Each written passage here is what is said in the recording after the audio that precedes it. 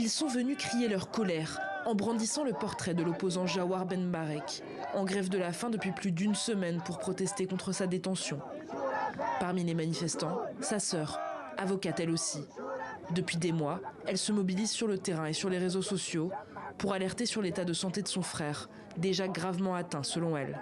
Tous les soirs, j'imagine le pire. Bien sûr que chaque fois que je le vois, parce que vous savez, dans ce genre de grève, la tournure est très vite, se passe très vite. En un quart d'heure, il peut passer à la zone grise et là, il peut partir avec un AVC, parce que le sang est en train de coaguler, il ne prend pas d'eau.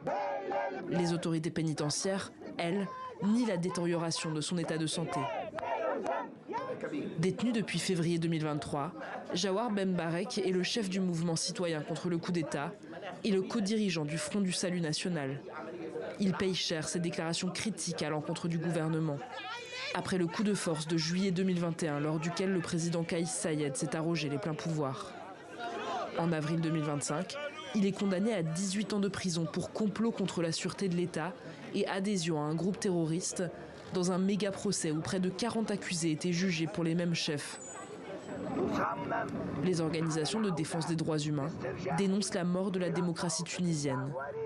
Nous sommes en train d'observer nettement et clairement l'installation d'une dictature qui est en train d'effacer tous les acquis de la révolution, essentiellement les libertés et l'indépendance de la justice.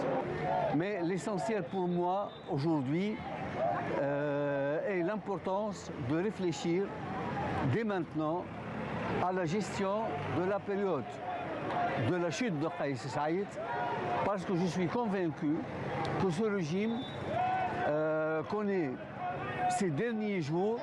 D'autres figures de l'opposition ont d'ores et déjà annoncé leur intention d'entamer une grève de la faim en solidarité avec Jawar Ben Barek.